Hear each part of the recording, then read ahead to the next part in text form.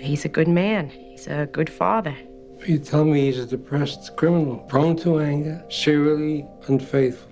Is that your definition of a good man? Carmela Soprano, the outlier amongst the mob wives within the hit HBO television series The Sopranos, often overshadowed by her husband Tony, but equally compelling in her contradictions. She is by no means the villain of the story, but I wouldn't call her blameless either. Carmela Soprano is flawed, but not because she is poorly written, instead because she's human. Her character reflects the tension between moral values and self-interest, spirituality and greed, family loyalty and desire. Every person is flawed, and every well-written story has flawed characters. Welcome to the series Flawed by Design, where we talk about the flaws that plague the characters that we know and love, or hate. This is not a criticism or review of flawed writing, but instead an analysis of what makes these characters and stories so compelling. The characters we talk about in this series are not necessarily good or bad people. Everyone has positive and negative aspects to their personalities, and no one is perfect, but that's what makes these characters so great. In this video, we will talk about Carmela Soprano's hypocrisies, justifications, and personal struggles, showing how she is both sympathetic and compromised.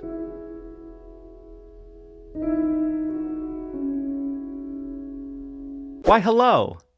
I'm Jack Brunót, and I love the art of storytelling. And if you do too, you might like some of my other videos. Although this is a new series on the channel, I do have some other videos that can tide you over until I post some more of these. If you like what you're seeing, simply subscribing and clicking the bell does go a long way for me. But if you're new here, make sure to say hello in the comments. I post a new video at least once a month, always on the first Friday. So if you want to watch more, there are links in the description. I also post other content on my social medias, which you can find in the description as well. Okay, now let's get into Carmela Soprano. Little disclaimer before we do though, this video is not meant to paint Tony as a saint and Carmela as a witch. I'll likely end up making a video on Tony in this series as well, but let me know if you want to see that. Oh, and there will be spoilers. The Sopranos follows Tony Soprano, a New Jersey mob boss, as he struggles to balance the demands of his criminal life and family. Carmela Soprano, his wife, manages the household and raises their children, Meadow and AJ, all while benefiting from Tony's wealth.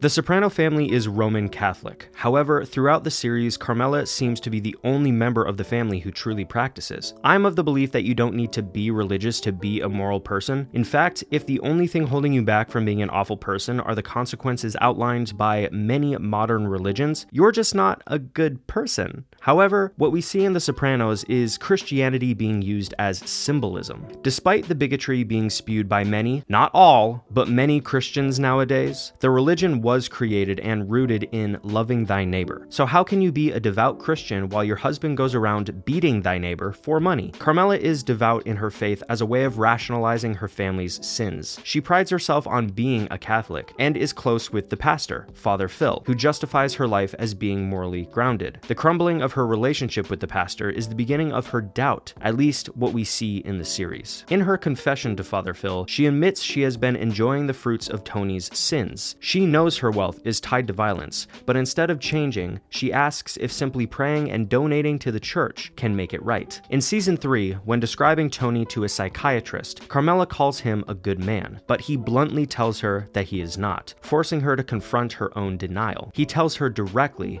"You must leave him. You'll never be able to live with yourself if you stay." Carmela does not follow this advice. Instead, she later seeks reassurance from a Catholic priest, who tells her to focus on Tony's good qualities and ignore the bad. Carmela being guided in the wrong direction via her faith is hard to blame on her. It's clear that she surrounded herself with influences that care more about the sanctity of marriage than what's best for the individual, or in her case, for the woman in the relationship. But that doesn't mean she's clueless to Tony's crimes. On multiple occasions, Carmela uses her place in the mob to influence others. Some of these examples we will discuss later, but there's one worth mentioning here. In season 5, after Tony and Carmela separate, she starts a fling with AJ's school counselor. Rightfully so in my opinion, going against the wishes of Father Phil, since he has just been using her for attention and telling her to stay in a toxic relationship. Anyway, Carmela and this school counselor start talking due to her son AJ's poor performance, and eventually the school counselor helps boost AJ's grades by putting pressure on the teachers, then coming to the conclusion that Carmela was using him to help her son's grades. While I don't think that was Carmela's intention, or at least she didn't realize it was, the timing of how their fling unfolded did not make her look good. Regardless, this, Carmela, now furious at the counselor, doesn't understand why he would think she's a user, only later realizing that it's her connection to the mob that gave her that reputation. It is up for debate on how much Carmela understands what Tony does, although she clearly knows it's serious, as seen even in the first episode. When Meadow is sneaking back into the house after having snuck out,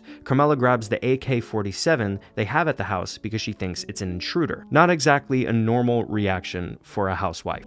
Yet she doesn't question the multiple disappearances of people in her life, like Pussy and Richie. She just trusts that Tony is telling her the truth, that they both went into witness protection. That is until Adriana goes missing. But even then, she eventually decides that Tony didn't have anything to do with it, despite her long-lasting suspicions. A perfect example of how in the dark the women of the mafia are in this series is how Meadow Soprano defends her family. She is constantly the most based character in the show. However, when it comes to defending her family against others, she's blind, even though she clearly knows deep down what they do, shown by how she reacts to her ex-boyfriend Jackie Jr.'s death at the end of Season 3. In Season 5, however, she doesn't believe her new boyfriend Finn when he tells her he saw one of her father's associates getting into a fight.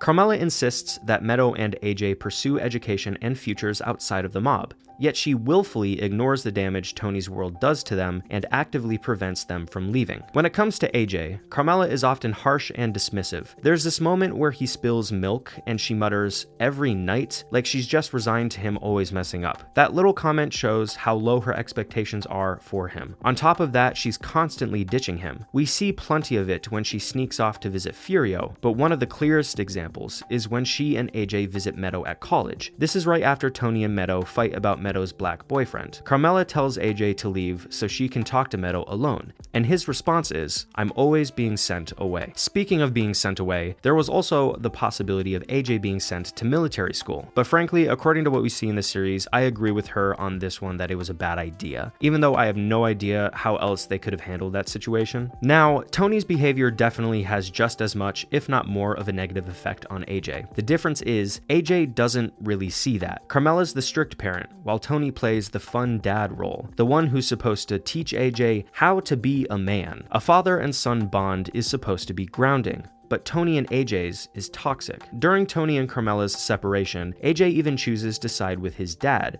which really shows how Carmela has failed to connect with him, even though Tony is the bigger problem and frankly gets physically aggressive with him from time to time. This dysfunctional environment shapes AJ's worldview in some very dark ways. By Season 6, it leads to his suicide attempt, and afterward, instead of confronting the deeper issues, Carmela and Tony just patch things up on the surface by setting him up with a film job. Carmela's relationship with Meadow is just as complicated. Near the end of Season 2, Meadow calls her out, saying her education is being paid for with blood money. Instead of reflecting on that, Carmela brushes it aside, insisting what really matters is Meadow's opportunities, not where the money came from. But in the very next episode, we see Carmela undermining those opportunities herself. When Meadow wants to travel to Europe with a friend, Carmela shuts it down. So clearly, these opportunities have to be what Carmela wants, not what Meadow needs. That control shows up again when it comes to college. Carmela threatens her neighbor's sister into writing a recommendation letter to Columbia for Meadow, flexing her mob ties to intimidate her. The irony is, Meadow wanted to go further away, to make her own choice about college, but Carmela forces her into the path she thinks is best, a path that would keep her close to home. And then in Season 4, when Furio leaves, Carmela lashes out at Meadow for having a stable relationship with Finn. Her jealousy and misplaced anger shows just how much Carmela projects her own frustrations onto her daughter. With both of her kids, Carmela doesn't face the real root of the mob life. She just tries to manage the symptoms, and that's why the cycle of damage keeps going. She genuinely wants her children to succeed, but doesn't know how to set them up for it. I believe she's afraid of losing them and being alone with Tony's BS forever. Carmela is furious at Tony's constant affairs. Although she knew what life with a mobster entailed, she grew up around the mafia and never condemns Tony's friends for having girlfriends on the side. From the television series, it's hard to judge how much she knew beforehand, but looking at the film The Many Saints of Newark, we see Carmela watch as Tony assaults one of his friends, and he even pushes her over in the scene, so we can assume she has a general idea. Carmela herself entertains emotional affairs, although her reasoning, albeit subconscious, subconscious is the lack of emotional connection and respect from Tony. She flirts with Father Phil during their late-night wine and ziti dinner. She develops romantic feelings for Furio, one of Tony's associates. She even kisses her painter while Tony is away. While I do not think what Carmela does is as bad as what Tony does, Tony at least never even thinks of leaving Carmela, highlighted by his therapist, Dr. Melfi, saying no matter how much he betrays her, he will never leave. And when they do separate, he continues to financially support her. Meanwhile, Carm, on the other hand, takes his house and eventually kicks their son out, which is somewhat justified in the moment. The writers do a fantastic job of having Carmela do awful things that seem or may even be justified out of context. Throughout the series, Carmela constantly says she doesn't care about material things and only wants love and respect. And while I do believe that's true, she never does turn down said material things. Now, putting aside the endless gifts that Tony showers Carmela with to manipulate her into forgiving him time and time again, Carmela has her own ways of leveraging power over Tony to get what she wants. One of the biggest examples is the infamous spec house in season 6, which she is able to build entirely with Tony's money. We'll dive deeper into that in a moment, but it shows how she's not afraid to benefit directly from the life Tony leads as long as it benefits her. Alongside that, she becomes obsessed with creating a trust fund in case Tony dies, showing that she understands exactly the kind of work that Tony does. Or maybe it came from watching Angie Bompensiero struggle financially after Pussy goes into the program. That anxiety only growing when she later sees Ginny Sack fall into hardship as well. Regardless, I do agree with her on this one, but then there's the moment Carmela guilt trips Tony into donating $50,000 to Meadow's school, framing it as a way for her to be protected. It's another example of Carmela taking advantage of mob influence, not just for herself, but to give her kids an edge in life, instead of just letting Meadow succeed on her own and not be connected, because she definitely has the ability and intelligence to do so. Carmela criticizes Tony for controlling her with money, but clearly she knows how to control him with his, and yet all throughout the series, she never works for herself. Instead, she relies on Tony's cash flow to funnel into her investments that only benefit her. After discovering that Tony cheated on her once again, she steals $40,000 to invest in the stock market instead of confronting him. And it's hard to blame her, because confrontation has gotten her nowhere in the past. On top of likely never leaving Tony by choice, there are also moments, albeit few and far between, when Tony does try to be tender and open with Carmela. However, because of her past experiences with his behavior and lies, Carmela almost always rejects the advance. An example being the countless times Tony tries to open up about his therapy with her. Despite wanting him to go, and despite her going to her own therapist from time to time, she almost always is negative toward the subject when it regards Tony, including when she goes with him. That's not to say she hates him, though. She clearly cares very deeply about him, as we see in season 6 when he's in a coma. Tony also always defends Carmela against others. In season 5, we find out the reason he didn't end up in prison with his cousin Tony B is because he had a panic attack after defending Carmela against his mother. When they're going through divorce, whenever the kids would talk badly about Carm, Tony always shuts it down. But even though he does defend her against others, Tony can be her worst enemy. When she tries to file for divorce, Tony boxes Carmela in by meeting with all the divorce attorneys in the area ahead of her, making it so Carmela can't be taken on by any of them due to a conflict of interest, preventing her from divorcing him. While this must have been beyond frustrating, anger-inducing, and if I were her, terrifying, she didn't have to get back together with him. They already were living separate lives at that point. They could have just continued. Except now, Carmela wouldn't be getting her half of his money, so she uses Tony's need to get back with her as leverage to have him invest $600,000 in a spec house so she can have something to her name and feel independent even though she isn't. Though she briefly tries independence, she ultimately returns to Tony for comfort and security, not just financial security. After Carmela hooks up with the school counselor and goes back to her empty house, she looks at a picture of Tony, and then she grabs their pistol and puts it at her bedside. She's more comfortable and feels safer being a part of the mob despite being happier outside of it. After separating from Tony, Carmela realized her standard of living and identity relied on him. When she tries to throw her father a 75th birthday party, he refuses to go unless Tony is there, because the party wouldn't feel the same without him. Even though Carmela was now finally making some decisions on her own, having been in her situation for as long as she had trapped her. After all, she now had 2 kids, one of which is an adult, with Tony. While I do believe it's never too late to start doing the right thing, the longer you wait, the harder it will be. As we see from that birthday party, her father's refusal to come unless Tony was there resulted in Carmela sleeping with him, forcing her further into the mess of their marriage. We haven't talked much about Carmela's parents yet, as they do also have a negative impact on her. So, let's. Though we've blamed Tony and the Mafia a lot for who Carmela has become, all behaviors always go back to the parents. Carmela's mother constantly pressures her to maintain her marriage despite Tony's infidelity, framing divorce as shameful and pushing her to focus on financial comfort instead of happiness. Her father, meanwhile, enjoys the benefits of Tony's wealth, such as his connections in the construction world, a job her father has had struggles with in the past until Tony helped him, along with the social status that comes from having mob ties, reinforcing the idea that complicity is normal and even desirable. Even though her parents pressure Carmela to stay with Tony, they also shame her for not having gone with a different man much earlier in her life, a man who now has a successful home decorating business. Together, her parents model the same moral contradiction Carmela embodies, valuing appearance and financial security above ethical consistency. In this way, Carmela's hypocrisy is not just a product of her marriage, but an extension of the environment she was raised in.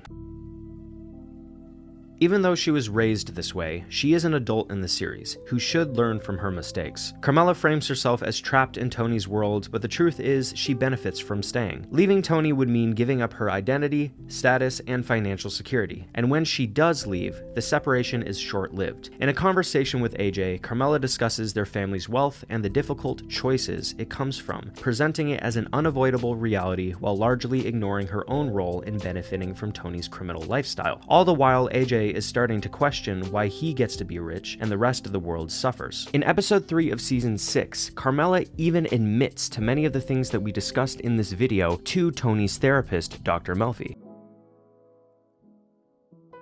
It may seem like I've been condemning Carmela, but she does have good qualities too. That's what makes her so complex and difficult to break down. So let's look at an objective evolution of Carmela Soprano throughout the series. In the early seasons, she rationalizes Tony's crimes while seeking Father Phil's spiritual reassurance, using her faith as a fallback from responsibility. Near the middle seasons, she experiences a crisis of consciousness, briefly separating from Tony and considering her life on her own. In the later seasons, though, she shifts into pragmatic acceptance, focusing on securing money for herself and her children, only to return to Tony, choosing material security over independence. In the end, she achieves her financial projects, but at what moral cost? In the finale, Carmela sits with her family as Tony faces his ambiguous fate that has commonly been theorized to be his death, shot and killed right in front of her, the consequences of standing by spraying her in the face. Her story ends in uneasy comfort, complicit in everything that led her there. I want you to write that letter. Are you threatening me? What threatening? Carmela Soprano's flaws make her one of the most realistic and layered characters in The Sopranos. Her contradictions between faith and greed, morality and complicity, love and resentment, mirror the compromises one must make to live the life she lives. She is not just Tony's wife, she is a portrait of moral compromise in a corrupt world. She enables and benefits from Tony's behavior and is hypocritical for being against what he does. But this is because every great story has flawed characters, and most great characters are flawed by design. That is it. I would love to hear your own perspective on Carmela Soprano in the comments, or if you think I missed anything important. However, also let me know which character I should cover next. It can literally be from any storytelling medium. If you're still here, thank you so much for watching the video in its entirety. I want to make some more story analysis videos, not just character analysis, but also some plot analysis. So if you're interested in that, maybe consider subscribing and clicking the bell, and let me know in the comments. I drop a video at least once a month, always on the first Friday. And if you liked this one, you might like some of the others. Before you check those out though, please remember, don't let anyone tell you what you can and can't do with your life. It is that deep. Be kind to others, drink plenty of water, and stay safe out there. A boo bye.